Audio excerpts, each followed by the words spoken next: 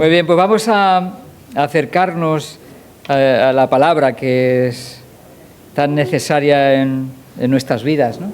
En medio de una vida que es compleja, necesitamos la guía, la sabiduría de Dios y como sabéis que me gustan las preguntas, ¿qué sufrimiento estás pasando o atravesando en este momento en tu vida? ¿Que hay algo? Quizás no, quizás hay una situación estable, tranquila y tu vida en este momento es en la montaña, estás arriba, está todo bien, pero hay quienes pasan por el valle, están abajo, en el valle oscuro, ¿no? De sombra de muerte, dice el Salmo 23, ¿verdad? A veces hay esas situaciones. Y hay preguntas que nos podemos hacer y que como creyentes preguntarnos cómo perseverar fielmente en medio del sufrimiento como creyentes. ¿Cómo perseverar cuando hay situaciones en nuestras vidas que no entendemos? Hay dificultades, hay situaciones que no terminan o que no llegan. Y preguntas que nos podemos hacer como ¿vale la pena sufrir? ¿Tiene el sufrimiento valor? En medio de una sociedad como la nuestra, donde todo es bienestar y que lo que se persigue absolutamente en todas las esferas de la vida es que haya bienestar, sufrimiento.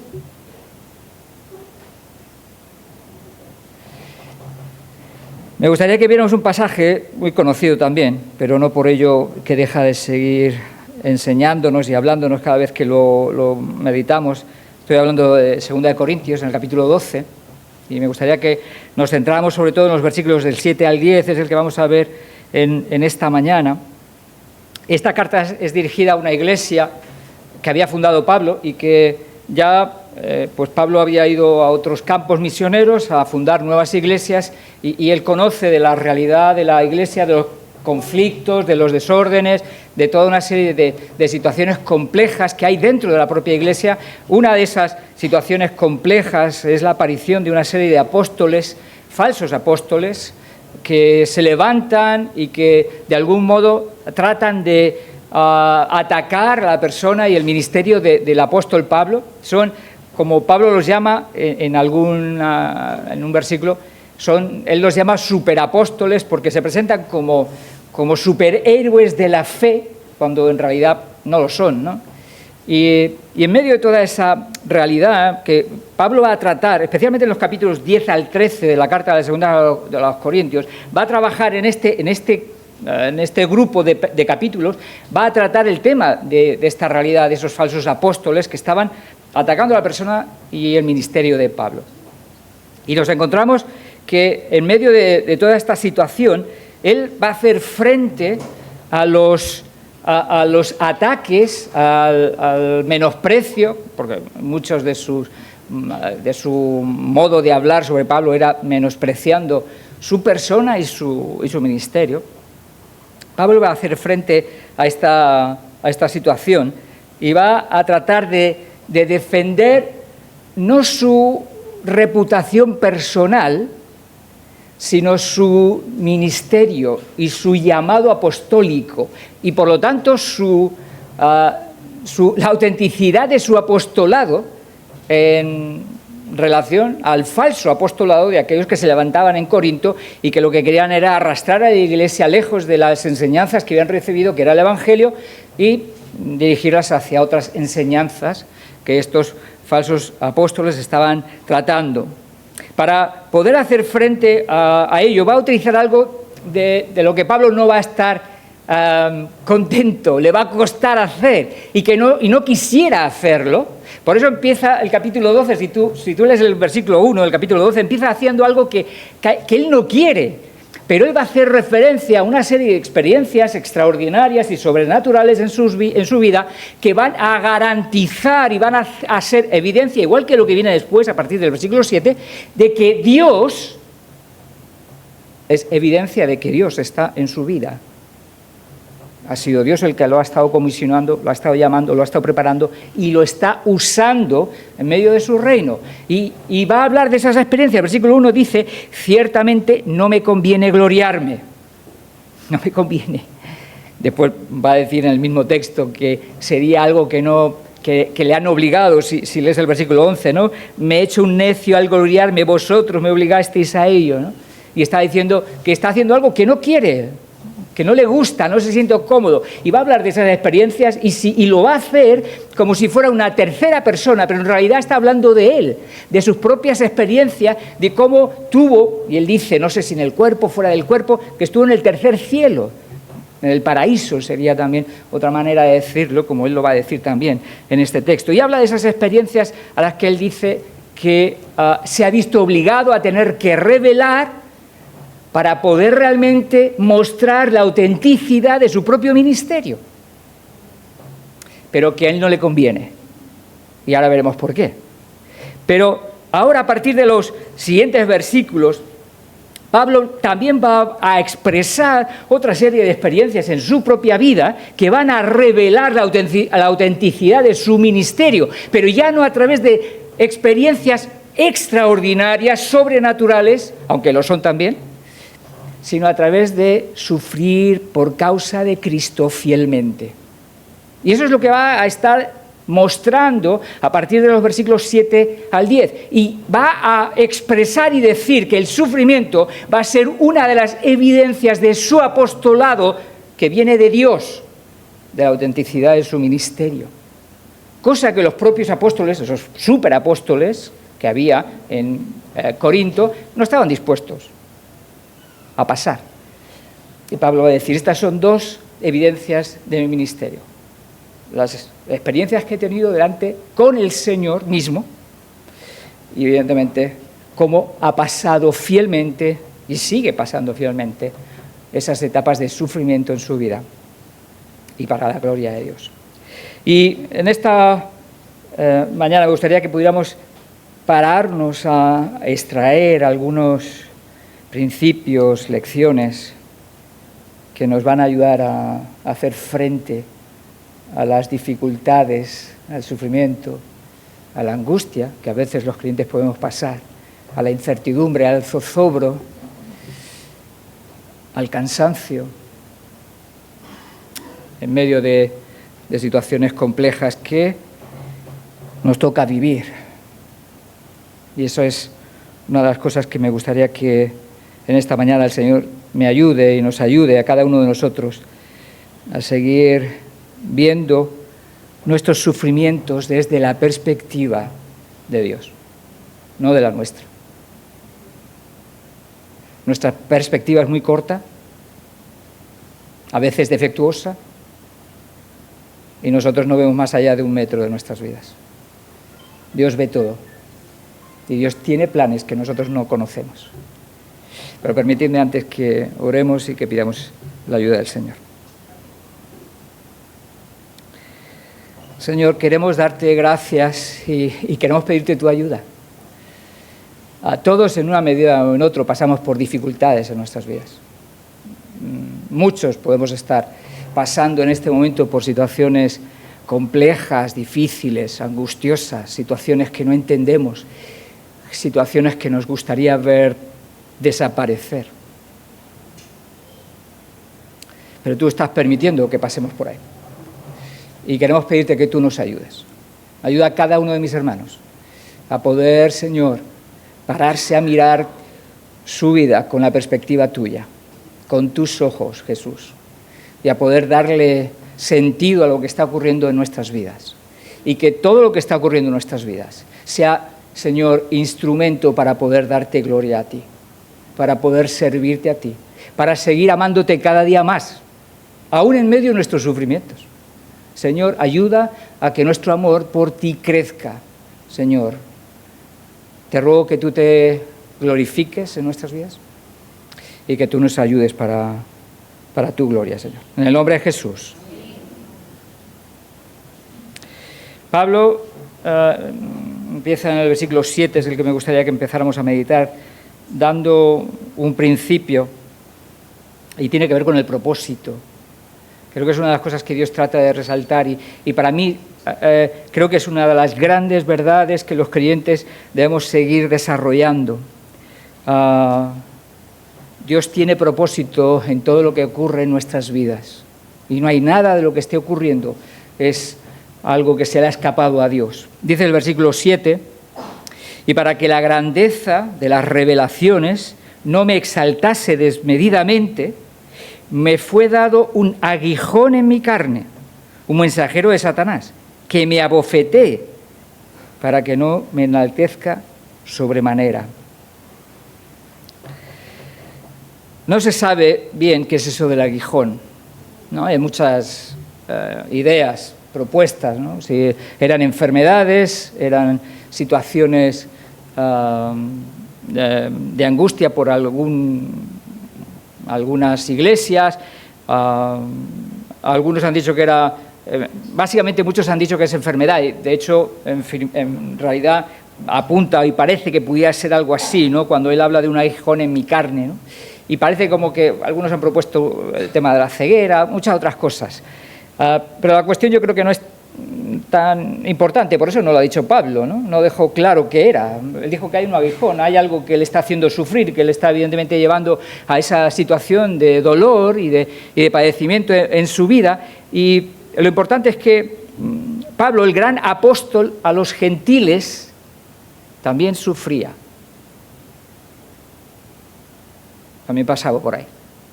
También pasó por angustias, situaciones muy, muy complejas. De hecho, él va a hacer referencia a esas situaciones dolorosas de la vida que, por causa de Cristo, por ser hijo de Dios, por servir al Señor, tuvo que estar viviendo. Dice a partir del verso 23, en el capítulo 11, dice, está haciendo referencia también a estos superapóstoles, a esos falsos apóstoles, dice, son ministros de Cristo, como si estuviera loco, hablo. Dice, yo más, en trabajos más abundantes, en azotes sin número, en cárceles, más en peligros de muerte muchas veces. De los judíos 5 veces he recibido 40 azotes menos 1, 3 veces he sido azotado con varas, 1 vez apedreado, 3 veces he padecido naufragio, 1 noche y 1 día he estado como náufrago en alta mar, en caminos muchas veces, en peligros de ríos, peligros de ladrones, peligros de los de mi nación, peligros de los gentiles, peligros en la ciudad, peligros en el desierto, peligros en el mar, peligros entre falsos hermanos, en trabajo y fatiga, en muchos desvelos, en hambre y sed, en muchos ayunos, en frío y desnudez. Además de todas estas cosas, sobre mí, lo que sobre mí se agolpa cada día, la preocupación por todas las iglesias. ¿Quién enferma? Yo no enfermo. ¿A quién se le hace tropezar y no me indigno? Si es necesario gloriarse, me gloriaré en lo que es de mi debilidad. Pablo está hablando que ese aguijón es parte de esas debilidades que él está experimentando en su vida, de todos esos sufrimientos que están aconteciendo en medio de su caminar, ¿no? Y una de las verdades en medio de nuestros días que hay que seguir recordando y que quizás no es de las más populares, pero es una verdad que surge de las Escrituras, es que el sufrimiento es parte de la voluntad de Dios para nuestras vidas. Lo siento, no puedo decir otra cosa. Tengo que decir lo que Dios dice. Y esa es la verdad que tenemos que asumir y aceptar y entender en nuestras vidas. El sufrimiento es parte de la vida del creyente. Hoy saltan muchas voces diciéndonos que no te preocupes, ven, libérate, porque Dios te ha prometido que te va a dar todo lo que tú sueñas y va a hacer grandes cosas en tu vida. Sí, Dios puede hacer grandes cosas. Es cierto. La mayoría de las veces tiene que ver con la transformación de nuestro corazón. Pero lo que quiero decir es que Dios permite en medio de nuestras vidas de situaciones complejas.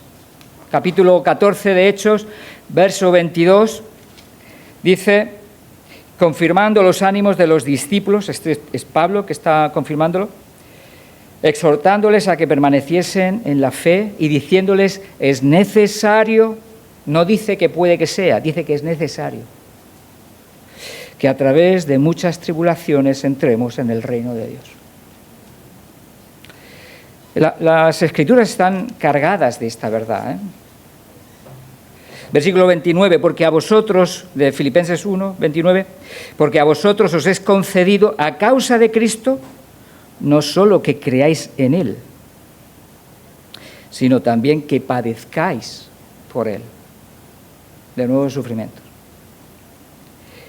Sigue el versículo 30, dice, teniendo el mismo conflicto que habéis visto en mí y que ahora oís en mí. Pablo estaba sufriendo también. ¿Sabéis dónde estaba? En la cárcel. Y él está hablando de manera consciente, él está enseñando y evidentemente está dirigiendo nuestras vidas y la vida de aquellos que estaban pastoreando, él estaba pastoreando y dirigiendo a la voluntad de Dios. Y esa es parte de la voluntad de Dios en nuestras vidas, el pasar por esas situaciones complejas. En medio de todas estas situaciones, tenemos que recordar que eso es plan de Dios. Dios nunca ha dicho que la vida del creyente siempre será fácil, nunca habrá problemas y que nunca tendremos ningún tipo de dificultad o batalla o lucha. No es cierto. No ha dicho todo lo contrario. Y eso es lo que había en el momento en la iglesia de Corinto. Había unos falsos apóstoles que se habían levantado y que menospreciaban el ministerio de Pablo. ¿Sabéis precisamente por qué? Porque decían esto: si Dios estuviera con Pablo, Dios no permitiría que pasara por donde está pasando. ¿Habéis escuchado eso? Yo lo he escuchado muchas veces, por desgracia. Parece que Dios es la garantía de que todo me va a funcionar bien y nunca va a haber problemas en mi vida. Eso no es cierto. Eso no lo dice las Escrituras. Eso es una perversión de la verdad. La realidad es que Dios va a permitir. Y en medio de esas situaciones tenemos que seguir recordando, porque es fácil a veces olvidar, en medio del dolor, que Dios sigue amándonos. Porque si hay algo que va a susurrar Satanás en medio de tu dolor, de tu frustración, de tu circunstancia difícil y compleja, va a ser: ¿dónde está Dios? ¿No dice que te ama? Solo te voy a pedir una cosa: no lo creas. No creas la voz de Satanás, porque Satanás intenta hablarnos, y a veces trata de decirnos mentiras, a veces nos las creemos. Pero tenemos que aprender a distinguir, a decir: no, esto no es cierto. Dios dice otra cosa en su palabra. Y es curioso que la Escritura nos resalta, 1 Juan 4, versículos 7 y 8, nos habla precisamente del carácter de Dios y nos dice que Dios es... ¿Alguien se acuerda? Dios es amor. Dice: amados, amémonos unos a otros porque el amor es de Dios. Si hay una fuente de amor, ese es Dios. Todo lo que Él ama, todo aquel que ama es nacido de Dios y conoce a Dios.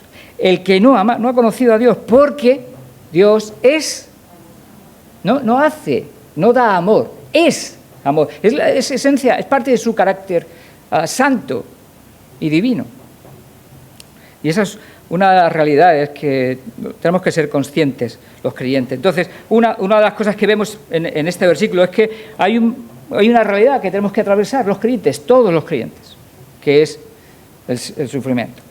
Y es curioso porque, además, dice el versículo 7, y para que la grandeza de las revelaciones no me exaltase, desmedidamente me fue dado un aguijón en mi carne, un mensajero de Satanás que me abofeté.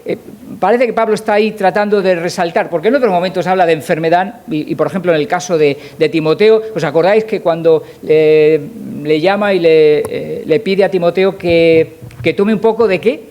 ¿Alguien se acuerda de ese texto? Por causa de su estómago, por causa de su físico, de su cuerpo, ¿no? Habla de una enfermedad, no utiliza nada de demoníaco ni diabólico, ¿no? En este caso sí. Y en este caso parece como que hay ahí, permitido también por Dios, pues un demonio que está atacando a Pablo y que de algún modo está provocándole todo ese tipo de conflictos y de situaciones. ¿Os recuerda a alguien? A Job, ¿no? ¿Qué hace Dios? Le dice a Satanás, ¿no? ¿No ves a mi siervo Job? No hay otro como él. Y le permite que toque su vida. Y eso lo vemos en el capítulo 1 de Job, como antes estaba haciendo referencia también Joel.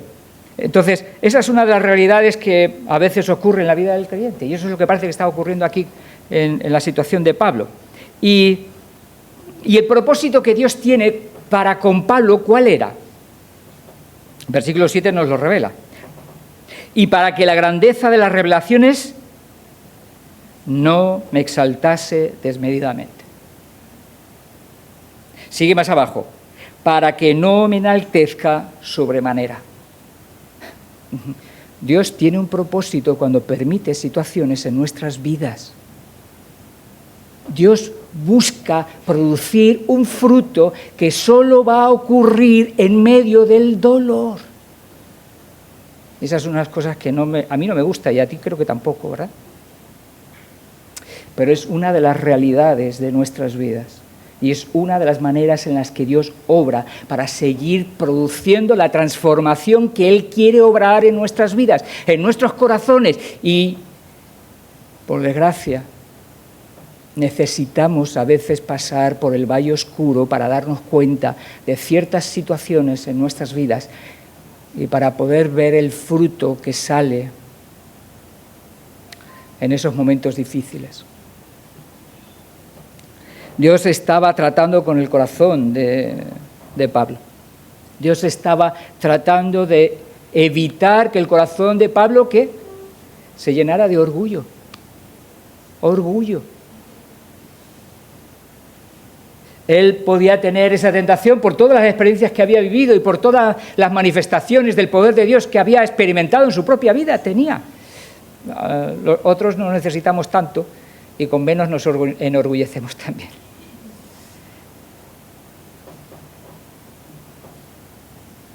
De igual modo, en medio de cada una de nuestras situaciones, Dios está queriendo transformar nuestros corazones para que no sean atrapados en situaciones, en pecados, que lo que nos van a hacer es alejar de Dios. Porque ¿qué iba a hacer el orgullo en el corazón de Pablo? Alejarle de Dios. ¿Qué hará el pecado en nuestras vidas? Alejarnos de Dios. Dejar de ver a Dios como es. Dejar de recordar que Dios es un Dios de amor. Dejar de recordar que Dios es un Dios bueno para con nuestras vidas, que es absolutamente necesario para nuestras vidas. Eso es lo que hace, evidentemente, y eso es lo que Dios quiere evitar en nuestras vidas. El sufrimiento tiene un propósito y busca nuestra santificación. Dios estaba permitiendo y está usando el sufrimiento en la vida de Pablo para producir santificación en su vida, para producir santidad, para mantenerlo conforme al carácter de Cristo. Eso es lo que estaba ocurriendo y eso es lo que el Señor va a seguir haciendo en nuestras vidas. Y, hermano, ¿qué está el Señor usando ahora en este mismo momento para producir fruto en tu corazón? La otra pregunta es, ¿qué fruto está queriendo producir Dios en tu corazón? Hay cosas que quiere quitar y hay otras que quiere poner. Cuando tú contemples tu situación compleja y difícil en la vida, no pierdas de vista lo que Dios está queriendo hacer en tu corazón, en tu situación. Porque ese es el plan y propósito de Dios. Y es precisamente una de las mayores muestras de amor contigo y conmigo. Porque lo que Dios quiere hacer es transformarnos. El propósito de Dios es no dejarnos tal cual estamos con nuestros pecados. No, Él quiere seguir produciendo en nosotros el carácter de Cristo. Él quiere llevarnos a experimentar la medida de la estatura de la plenitud de Cristo que dice Efesios 4:13, que es el modelo al que nosotros aspiramos y tenemos que seguir aspirando. Y en medio de esas tribulaciones, Dios va a utilizarlo para seguir purificando nuestros corazones. Porque Dios quiere llevarte a santidad. ¿Lo sabes? Creo que sí, ¿no? Quizás no lo recordamos tan frecuentemente, pero ese es uno de los planes de Dios, es la santidad en nuestras vidas, que empieza en nuestros corazones. Pero si hay un propósito que Dios quiere obrar en ti, jóvenes, vosotros también, es santidad. Dios quiere obrar la santificación en nuestras vidas. Primera de Tesalonicenses, capítulo 5, verso 23, y el mismo Dios de paz, dice, os santifique por completo, y todo vuestro ser, espíritu, alma y cuerpo sea guardado irreprensible para la venida de nuestro Señor Jesucristo. Dios tiene un plan, tiene un propósito en nuestras vidas. Y eso es hermoso. ¿Sabes por qué? Porque vivir el plan de Dios para nuestras vidas nos va a llevar a más gozo, en realidad, y nos va a llevar a más bendición. Porque cuando nuestros corazones son librados de orgullos, de egoísmos, de tantas cosas, ¿sabéis qué es lo que ocurre? Somos transformados para amar y relacionarnos mejor con aquellos que están a nuestro alrededor. Y ese es el plan de Dios, que estaba obrando en la vida de Pablo. Pero es el plan de Dios que está obrando en ti y en mí, hoy, ahora.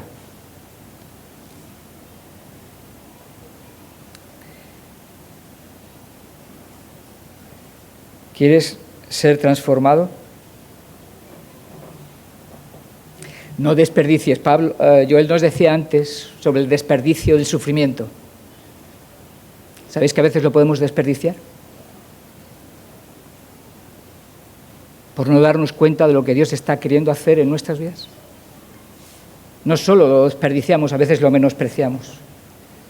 No estoy diciendo que ahora tenemos que buscar, que somos masoquistas y que tenemos que buscar el sufrimiento, que aquí vamos a sufrir porque hay que sufrir. No estoy hablando de eso, ¿eh? Nadie se confunda. No es que amamos el sufrimiento, no, amamos el fruto que por pasar por el sufrimiento ocurre en nuestras vidas. Eso es lo que sí amamos. Porque esa es la obra de Dios. Y eso es poder de Dios, como va a decir también ahora Pablo un poquito más adelante. Y él se goza y se gloria en eso, en el poder de Dios, en su propia vida, en su propia experiencia, transformándolo, llevándolo a ser aquello que no era. Como decía Antonio antes, ¿verdad? Antes hablaba de cómo era antes y cómo Dios ha obrado ahora. ¿Quién lo ha hecho? Dios. ¿Ha tenido que pasar por situaciones complejas y difíciles hasta llegar a darse cuenta? Sí, es cierto. Pero Dios ha producido un fruto hermoso que nadie más puede obrar, sino Él. Y Pablo sigue en el versículo que estamos meditando, hablando sobre una necesidad que de algún modo pues tiene que surgir de lo que hemos estado hablando, que el sufrimiento es parte de la voluntad de Dios, y es aprender a convivir con el sufrimiento. Eso es como suena. Aprender a convivir con el sufrimiento. Difícil, ¿verdad? Bueno, humanamente es imposible, ¿eh? Y Pablo nos lo va a decir, que no es posible, a no ser, ahora veremos la respuesta. Pero lo que evidentemente está tratando de resaltar es lo que vemos a continuación, porque Pablo va a empezar en el versículo 8 diciendo lo siguiente. Dice, respecto a lo cual 3 veces he rogado al Señor que lo quite de mí. ¿Qué veis aquí? Una actitud muy humana, ¿o no? ¿O no es lo primero que hacemos tú y yo? Yo lo primero que hago es pedirle, Señor, quítame esto. No permitas que siga. Es muy humana, es lógica, es razonable y además es espiritual. ¿Sabéis por qué? Porque Dios nos pide que le pidamos. El que pide, recibe. Al que llama y al que busca. Encontramos en las Escrituras muchos mensajes en los que Dios nos está diciendo que en medio de las necesidades, en medio de todas las situaciones, en medio de las enfermedades, le pidamos. Eso es absolutamente espiritual. Es una respuesta de fe. Y tenemos que hacerlo. ¿no? Pablo está haciéndolo. Y eso es lo que, por ejemplo, encontramos en Santiago. Voy a poner un ejemplo. En el capítulo 5 de Santiago, Dios está, a través del apóstol de Santiago, dice en el versículo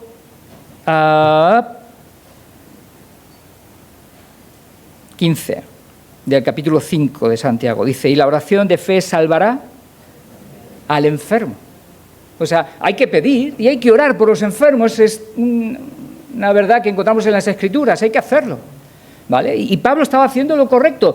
Señor, quítamelo. Y dice: y el Señor lo levantará, y si hubiere cometido pecados le serán perdonados. Y encontramos muchos otros pasajes donde nos van a hablar sobre esta realidad. Ahora, aquí hay una cuestión interesante. Dice justo antes, en el versículo 8 también, dice: respecto a lo cual he pedido, lo cual 3 veces he rogado al Señor que lo quite de mí. Bueno, 3 veces es lo que ha ocurrido en muchos casos. 3 veces son las que oró, ¿quién? Jesús en Getsemaní. Son 3 veces la que, si vas al capítulo 26, encontramos que precisamente ahí, en el capítulo 26, se hace referencia a que oró una tercera vez, en el verso 44, 26-44. Vino otra vez y los halló durmiendo y dejándoles se fue de nuevo y oró por tercera vez diciendo las mismas palabras. Y luego vemos también el número 3 parece que tiene algún tipo de connotación, ¿no? No voy a meter en eso porque ya sería... Pero la respuesta que Dios les da a ambos, tanto a Jesús como a Pablo, ¿cuál es? Que no es su voluntad, que no es posible.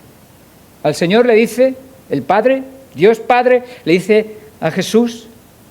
El Señor le pregunta: ¿es posible? Si es posible, pase de mí esta copa, sino que se haga tu voluntad.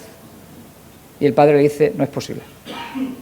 ¿Qué le va a decir el Señor a Pablo aquí cuando le dice: Señor, quítamelo, quítame el aguijón? Le va a decir: no es posible. Porque es la respuesta que luego vamos a ver a continuación en el versículo siguiente.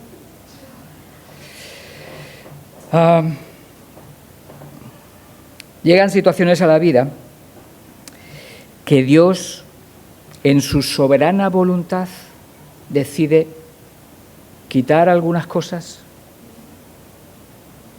y otras no.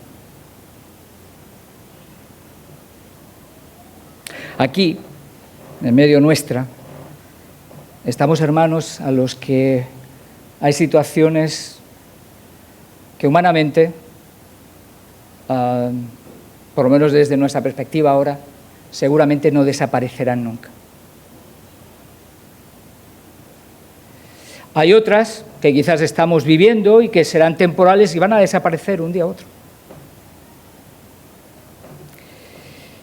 Pero la realidad es que a veces hay situaciones complejas en la vida. Y eso es parte de lo que tenemos que aprender a vivir y a experimentar. Necesitamos aprender a convivir con el dolor y el sufrimiento, ya sea temporal o ya sea hasta el final de nuestros días, porque puede ocurrir. Yo no sé lo que va a ocurrir, no soy profeta ni hijo de profeta. Lo que sí sé es que a veces Dios permite situaciones, pero siempre bajo su soberana voluntad y siempre desde la perspectiva de que Él está amándonos en medio de cada una de esas situaciones. La pregunta que podemos hacernos es: ¿cuál debe ser nuestra actitud ante esos casos? ¿Cómo vivir en medio del dolor? Ya sea temporal o hasta el final. ¿Cómo hacerlo? Eso es lo que Pablo va a tratar de contestar con el siguiente versículo, los siguientes 2 versículos que encontramos. Y si os dais cuenta, versículo 9, que es el que vamos a ver, va a decir una verdad importante. Bueno, varias verdades, no una sola. Versículo 9 dice: y me ha dicho, Dios le ha dicho, el Señor le ha dicho a Pablo, le ha contestado, Dios contesta. Siempre. No lo olvides, Dios siempre contesta. A veces nos dice espera, a veces nos dice sí, otras veces nos dice no. Pero contesta. Y dice el versículo 9, y me ha dicho, bástate mi gracia, porque mi poder se perfecciona en la debilidad. Por tanto, ahora es Pablo el que está hablando, Por tanto, de buena gana me gloriaré más bien en mis debilidades para que repose sobre mí el poder de Cristo. Por lo cual, por amor a Cristo, me gozo en las debilidades, en afrentas, en necesidades, en persecuciones, en angustias, porque cuando soy débil, entonces soy fuerte. Pablo, ha habido un cambio en Pablo. En el versículo 8 está pidiendo ¿qué? A Dios. Quítamelo. A partir del versículo 9, ¿sabes qué dice? Me gloriaré más bien en mis debilidades. Eso es un cambio. Pablo entiende que tiene que aprender a convivir con la situación que Dios está permitiendo en su vida. Y que solo hay una manera de vivirlo. Bajo los pies de Jesús. Inclinado a Jesús. Solo en la medida en que nuestras vidas sean conscientes de que nuestra absoluta y mayor necesidad es Jesús. Por eso Pablo dice, bástate mi gracia. ¿Sabéis lo que es? Podríamos traducirlo o decirlo de otra manera. Cristo es suficiente para ayudarte en medio de tu dolor. No hacen falta otras cosas.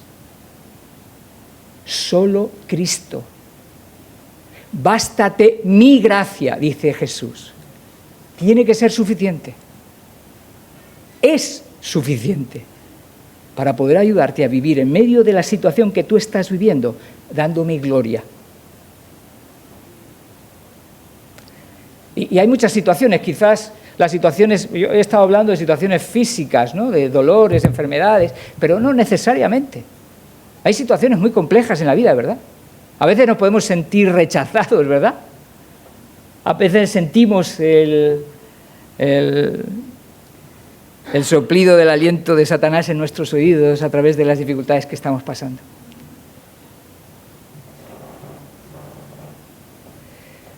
El Señor te está diciendo, en esta mañana nos está diciendo,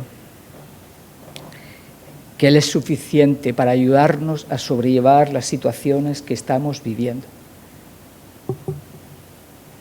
¿Lo crees? ¿O necesitas algo más? Porque la tentación es buscar algo más, para que me alivie más rápido de lo que quizás Jesús está haciendo, Y a veces buscamos otras alternativas o queremos encontrar otras alternativas que de algún modo aparentemente puedan ayudarnos. Dios quiere y tiene el poder para ayudarnos en medio de nuestro dolor, en medio de nuestras dificultades y acompañarnos hasta el fin de aquello que nos toque vivir. ¿Os acordáis? Loli creo que estuvo haciendo mención el jueves, ¿no? Sobre el poema de las pisadas, ¿os acordáis? Que se ven un par de pares de pisadas en medio de la playa, llega un momento en el que solo se ven un par de pisadas, ¿no? Y entonces simbolizan a Jesús y un creyente, y llega un momento en el que el creyente solo ve un par de pisadas y le pregunta a Jesús, oye Jesús, ¿por qué me has dejado solo en medio de esa situación? Y el Señor le dice, no, es que te llevaba en brazos, yo era el que estaba, son mis huellas, no las tuyas. Y eso es el propósito que Dios tiene en medio de nuestras dificultades y dolores, en medio de nuestro sufrimiento, ayudarnos, bendecirnos, porque nos ama. Por favor, no dejes que Satanás te diga que Dios no te ama. Recházalo en el nombre del Señor. No es cierto. Dios te ama, aunque esté permitiendo pasar por dificultades tu vida, pero Dios sigue amándote. de tal manera que fue capaz de dar su vida en una cruz. Jesús sigue siendo la única y real alternativa para nuestras vidas.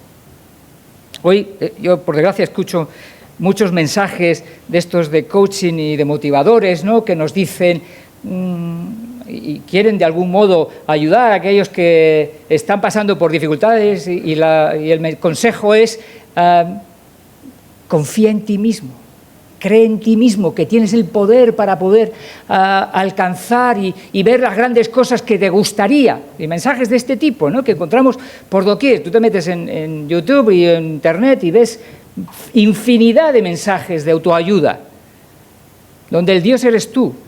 Y tú tienes el poder, dependiendo de tu propia capacidad de pensamiento, reflexión, pues de alcanzar esas grandes cosas que quieres ver en tu vida. Pero son falsas, son mentiras. Solo hay uno que es suficiente. Solo hay uno que tiene el poder suficiente para ayudarnos en medio de nuestro dolor y ayudarnos a ver que eso tiene propósito.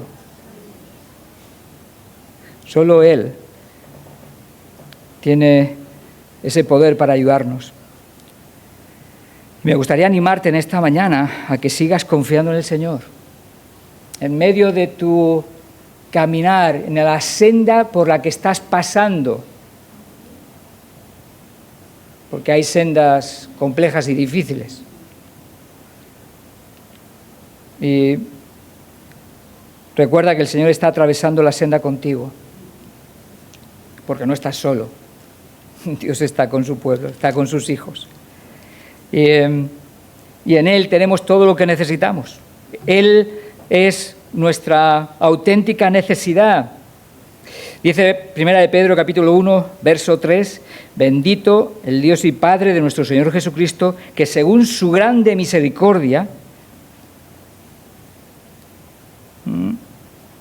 me parece que...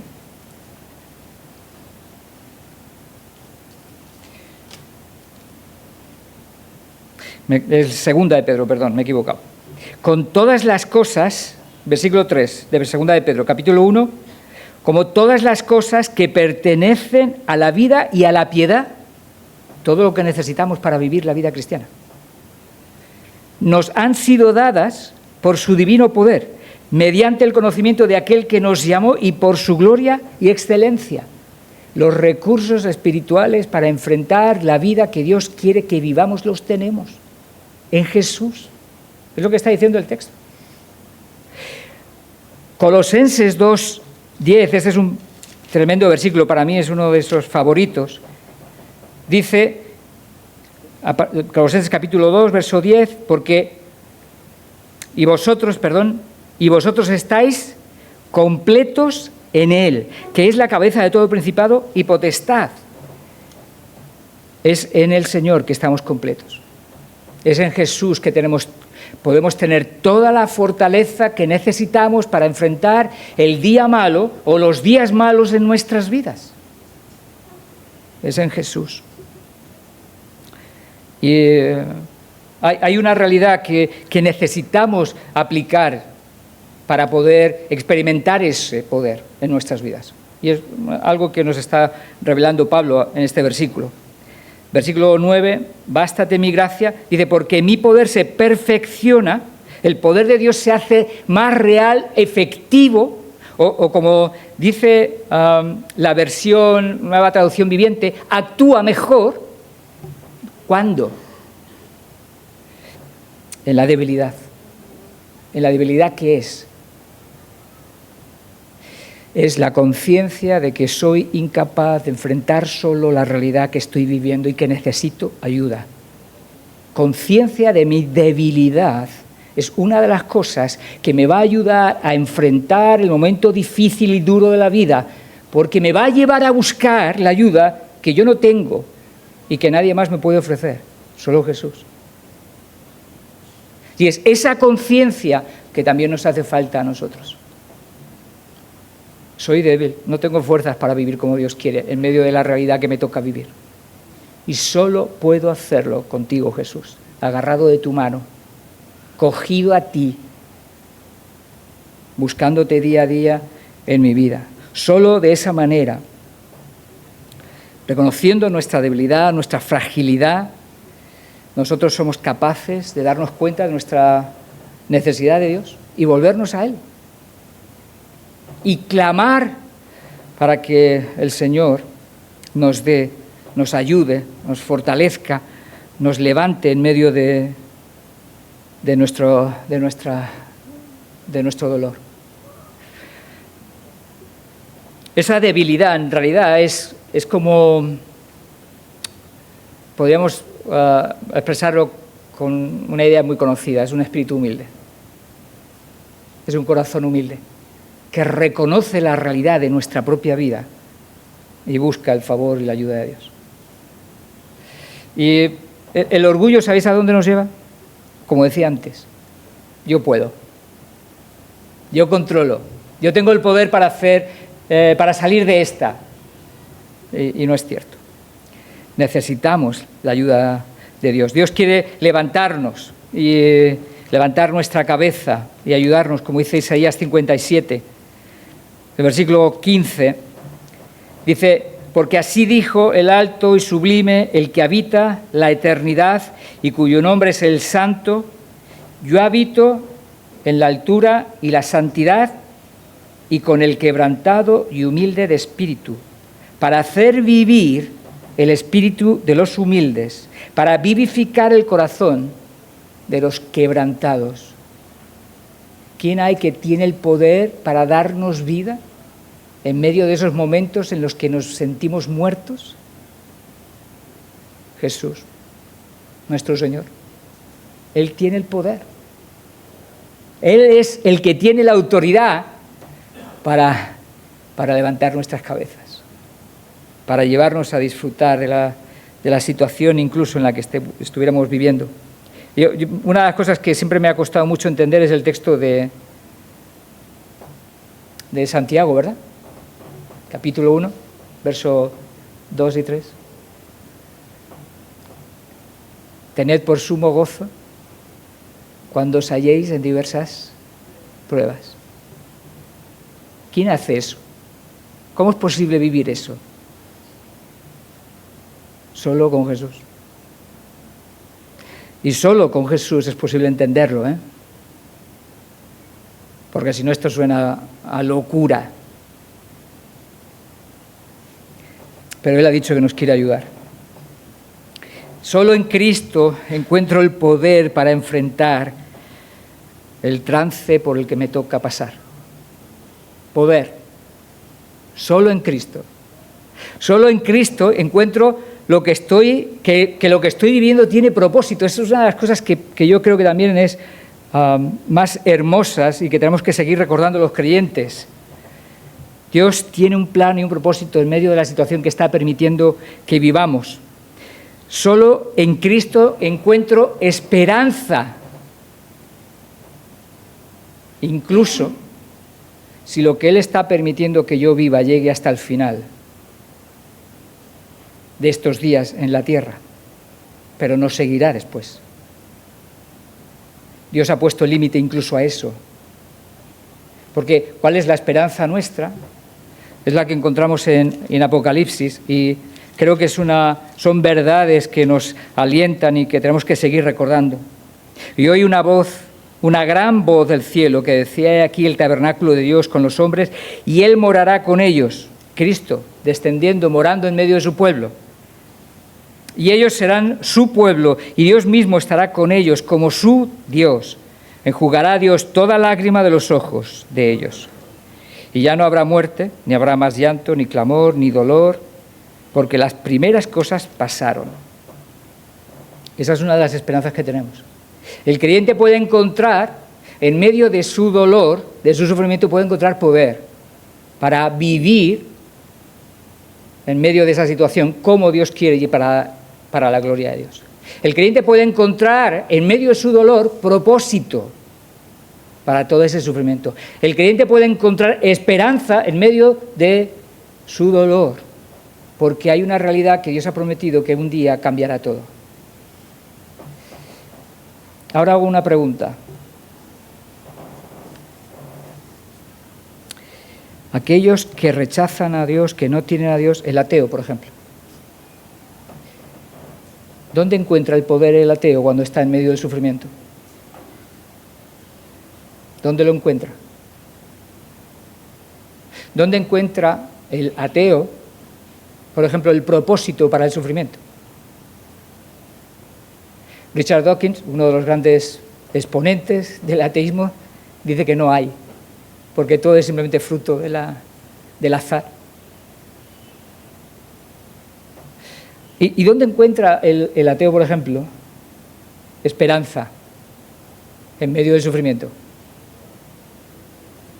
Bueno, Richard Dawkins dice que la esperanza que hay es que llegue la muerte, porque será el final de todo y ya dejará de sufrir. Lo que pasa es que Richard Dawkins no sabe que hay algo más después de la muerte, para los que no creen. Pero para los que creen hay una esperanza viva, real, hay una realidad que no somos capaces de soñar ni de imaginar, pero que es auténticamente real. Y Pablo, creo que una de las cosas que busca especialmente llamarnos la atención es decirnos que solo Jesucristo es suficiente para ayudarme en medio de las dificultades de nuestra vida. Me gustaría terminar con un versículo, 3 versículos, de Juan 6:6. Dice: desde entonces muchos de sus discípulos volvieron atrás y ya no andaban con él. Dijo entonces Jesús a los 12, ¿queréis acaso iros también vosotros? Y versículo 68 es lo que me gustaría resaltar. Le respondió Simón Pedro: Señor, ¿a quién iremos? ¿A quién iremos? ¿A quién iremos? Tú tienes palabras de vida eterna. La auténtica esperanza está en Jesús y solo en Él. Solo Jesús es suficiente para nuestras vidas. Solo Jesús, en medio del dolor, tiene el poder para ayudarnos, darnos propósito y esperanza. Amén.